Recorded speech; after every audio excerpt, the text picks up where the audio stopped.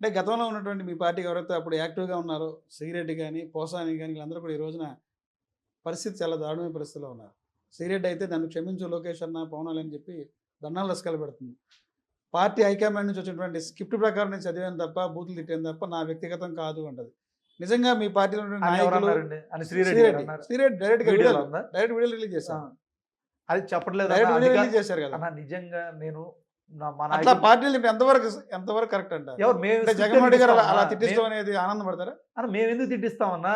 తనకి ఇప్పుడు ఆంధ్ర పాలిటిక్స్, తెలంగాణకి తనకేం సంబంధం? తను జగన్మోహన్ రెడ్డి గారి మీద ఇంట్రెస్ట్‌తో ఆయన అభిమానించినటువంటి నాయకుల్లో తను తన సొంత అన్న మాటలకి మాకు ఆపాదించి ఇప్పుడు పోసాని గారు సజ్జల గారి స్క్రిప్ట్‌తోనే నేను మాట్లాడానని చెప్పి ఈనాడులో పెద్ద ఐటెం వచ్చింది. అది ఐటెం ఎక్కడ ఆయన చెప్పిన వాస్తవం కాదు. ఈ రోజు అక్రమ కేసులు ఏం జరుగుతున్నాయంటే వాళ్ళ మీద కేసులు పెట్టిన తర్వాత వాళ్ళే ఒక మెమో తయారు చేసుకొని మొత్తం రాసేసుకొని ఒప్పేసుకున్నారని చెప్పి రెడీ చేసుకొని సంతకం పెట్టమంటారు. సంతకం పెట్టడం వరకే వీళ్ళ పని తప్ప మిగతా స్క్రిప్ట్ మొత్తం వాళ్ళు రెడీ చేసింది. అంటే ఇప్పుడు ఇప్పుడు ఎవరైతే అరెస్టులు చేయబడ్డారో వాళ్ళందరూ కూడా ఇదే చెప్తారు. ముమ్మాటికి అక్రమ అరెస్టులు అన్న. దాంట్లో మొహమాట ఎన్ని అక్రమ అరెస్టులు, ఇవి నిలబడే కేసులు కాదు. ఇప్పుడు నిజంగా ఇందులో వాస్తవం ఉంటే ఈ అరెస్టులని రాజకీయ కక్షాదింపు అంటారా? ముమ్మాటికి ఇది రెడ్ బుక్ రాజ్యాంగంలో జరిగినటువంటి కేసులే తప్ప నిజాయితీ పరమైన కేసులే ఒక్కటి కూడా లేవు. నిజాయితీ పరమైన కేసులు అయితే ప్రభుత్వంలో తప్పులు జరిగిపోయిన, అన్యాయం జరిగిపోయింది, ఎమ్మెల్యే మీద, మంత్రుల మీద, ప్రభుత్వం మీద మీరు ఎందుకు ఎంక్వైరీ చేయరు? అవన్నీ అవాస్తవాలు. గత 5 ఏళ్ల కాలంలో జరిగిన పొరపాట్లు ఏమైనా సరిదిద్దుకునే ప్రయత్నాలు ఉన్నారు వైసీపీ పార్టీ? మేము తప్పులుగా మేము భావించట్లేదన్న. ఎందుకంటే మేము మంచి చేసే ఓడిపోయాం. మేము చెప్పుకోవడానికి మేము మంచి చేసాం, మేము ఈ రాష్ట్ర ప్రజలకు మీ మేలు జరిగి మంచి జరిగిందని చెప్పుకోవడానికి మేము ఎలక్షన్కి వెళ్ళడానికి కూడా మాకు ఒక ఎజెండా, మేము చేసినటువంటి మంచి ఉంది. మీరు మొన్న ఎలక్షన్కి ఏమని వెళ్ళారు? మంచితో వెళ్ళారా? మాయమాటలు చెప్పి వెళ్ళారు. కూటమితో, కుయుక్తులతో 30 మందిని కలుపుకొని ఎప్పుడు మీ రాజకీయ ప్రస్థానం ఎవరో ఒకరిని కలుపుకోవడమే కానీ ఇండివిజువల్గా ఎప్పుడన్నా వెళ్ళినటువంటి పరిస్థితి ఉందా? మేము ఓడినా గెలిచినా సింగిల్గానే వెళ్తాం, సింహం సింగిల్గానే గెలుస్తుంది, మేము అధికారంలోకి వస్తాం. రెడ్ బుక్ అమలు మీరు అన్నట్టు రెడ్ బుక్ కనుక రెడ్ బుక్ ఉన్నటువంటి రాజ్యాంగం అమలు చేస్తే వైసీపీ నాయకులు ఎవరో రోడ్డు మీద తిరగనేది హోంమంత్రి చెప్తారు. హోంమంత్రి గారిదే ఉందండి. హోంమంత్రి గారు ఏ స్థాయిలో పనిచేస్తున్నారు కూడా మనము డిప్యూటీ సీఎం పవన్ కళ్యాణ్ గారు చెప్పారు. బయటికి వెళ్తే మమ్మల్ని కొట్టే పరిస్థితి ఉందని చెప్పి డిప్యూటీ సీఎం గారే చెప్పారు. ఇవన్నీ వాళ్ళ మాటలు అన్న. ఇవన్నీ మేము నిజంగా ఆ రోజు వీళ్ళకి మేము నిజంగా వీళ్ళు బిహేవ్ చేస్తున్నాడు, మేము బిహేవ్ చేస్తే చంద్రబాబు నాయుడు గారు కూడా రాష్ట్రంలో తిరిగేటువంటి పరిస్థితి కాదు. అంటే వాస్తవానికి వాళ్ళు తిరగలేదు, తర్వాత సంగతి. ఎందుకంటే టీడీపీ పార్టీ ఎక్కడన్నా గత 5 ఏళ్ల విధ్వంస పరిపాలన చూసాము. రాష్ట్రంలో లాండ్ ఆర్డర్ అంతా అస్తవ్యస్తం జరిగిందంటారు. జగన్మోహన్ రెడ్డి గారు ముఖ్యమంత్రిగా ఉన్నారు కాబట్టే లాండ్ ఆర్డర్ అలా ఉంది. లాండ్ ఆర్డర్ అలా లేకపోతే పెద్ద పెద్ద మర్డర్లు జరిగాయని చెప్పి ప్రభుత్వం వచ్చిన తర్వాత మాకు నివేదిక వచ్చింది. జగన్మోహన్ మీరు గమనించారు లేదు, గతంలో ఉమ్మడి రాష్ట్రంలో ఉన్నప్పుడు రాజశేఖర రెడ్డి గారు ముఖ్యమంత్రిగా ఉన్నప్పుడు కానీ రాయలసీమ ఇటు ప్రాంతం నుండి లుంగీలు కట్టుకునేటువంటి బ్యాచ్ హైదరాబాద్లో చుట్టుపక్కల కనిపించేవారు. మేము అధికారంలో ఉన్నప్పుడు ఎక్కడన్నా రాయలసీమ ప్రాంతానికి ఇంకో ప్రాంతానికి సంబంధించినటువంటి పైరవీలు కానీ ఆ పని చేయిస్తాం ఈ పని చేయిస్తామని ఎవరన్నా క్యాంప్ ఆఫీసుల చుట్టూ సెక్రటేరియట్ చుట్టూ తిరిగే పరిస్థితి ఉందా? అంత నిబద్ధతగా మేము పనిచేసాం. వీరికి మాదిగా 12%, 13%, 10% పై పర్సంటేజ్లు తీసుకొని బిల్లులు చేసేటువంటి పరిస్థితి మేము అక్కడ చేయలేదు. మీ గవర్నమెంట్ ఎలా చేశారు? మేము నిజాయితీగా చేసాం.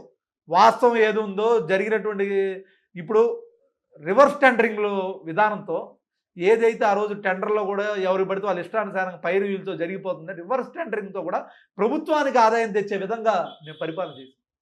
వీళ్ళకి మాకు పోలికేంటి? గత 5 ఏళ్ల కాలంలో అంజిరెడ్డి ఎంత సంపాదించారు? నేనేం సంపాదించలేదన్న. నేను ఈ ప్రభుత్వం రేపు మరలా మేము అధికారంలోకి వచ్చినా వ్యాపారాలు చేసుకుంటా కానీ కుదిరితే ఏదో ఒక వ్యాపారం నాకు చేతనైంది. ప్రజెంట్ ఏం వ్యాపారాలు చేస్తాను? నేను ఇప్పుడు ఏమేమి చేయట్లేదన్న. ఇప్పుడు నాకు చేతనైతే నా దగ్గర ఒక 10 లక్షలు 20 లక్షలు ఉంటే నా స్థాయికి తగ్గట్టు ఒక వ్యాపారం చేసుకుంటాను. ఇప్పుడు ఈ రాష్ట్రంలో ఏ వ్యాపారం చేసే పరిస్థితి లేదు. జగన్మోహన్ రెడ్డి గారి జెండా మా మొహం చూడగానే జగన్ గారు గుర్తు వస్తారు. ఏ పరిస్థితి లేదు. అందుకని చెప్పి మేము ఏ పరిస్థితి లేదు. అధికారం వచ్చినప్పుడు వ్యాపారాలు చేసుకుంటా కానీ ఎటువంటి పైరువీలకో ఇంకోటికో తావు చేసే రాజకీయ ప్రస్థానం మేము చేయబోం. రాష్ట్రంలో లాండ్ ఆర్డర్ ఎలా ఉంది? బ్రహ్మాండంగా ఉంది. లాండ్ ఆర్డర్ ఎక్కడ ఉందన్న?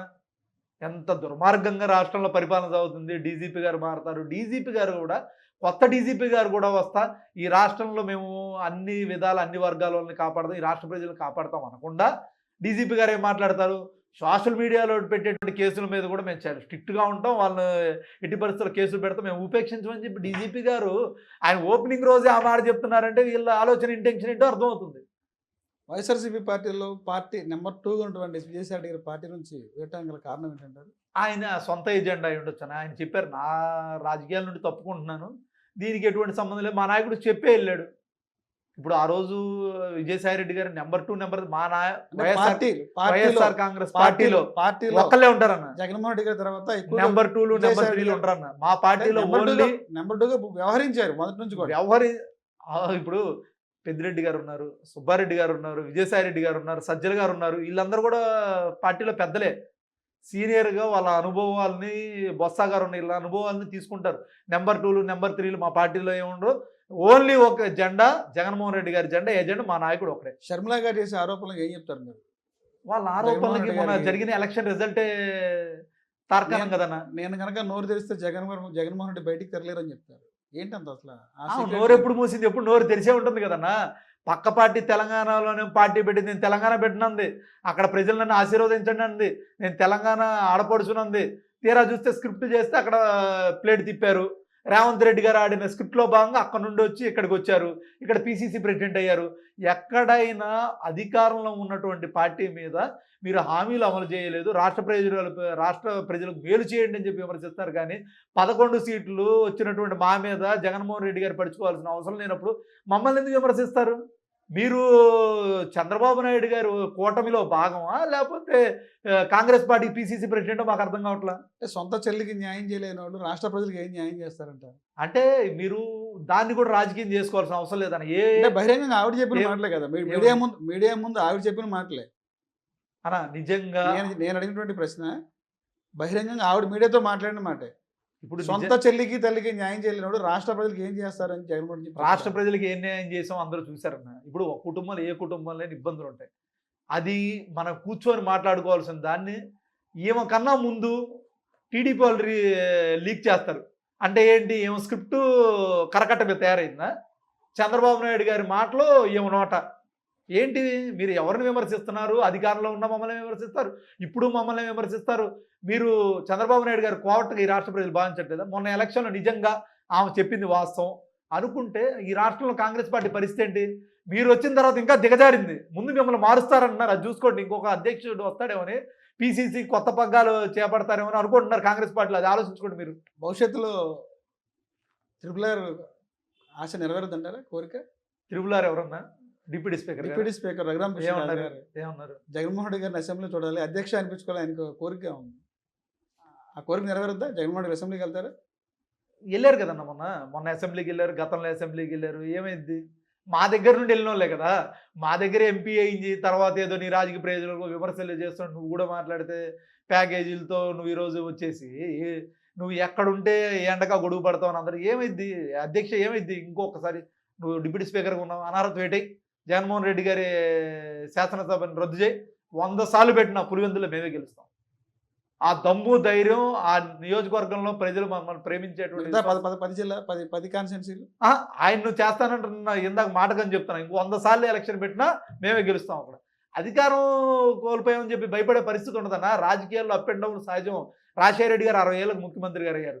చంద్రబాబు నాయుడు గారు అంటే సర్లే మేనమామను వెన్నుపొడిచారా, పక్క పార్టీని లాక్కున్నారా, ఆయన పార్టీ సభ్యత్వం లేకపోతే ఒక వైస్రాయ్ హోటల్లో పెట్టి సొంత పిల్లనిచ్చిన మామ మీద చెప్పులు ఇస్తారా? ఆయన రాజకీయ ప్రస్థానం వేరు, మా సొంతగా పుట్టి ముఖ్యమంత్రి అయినటువంటి విధానం వేరు. మీకు మాకు సంబంధం ఏముంది?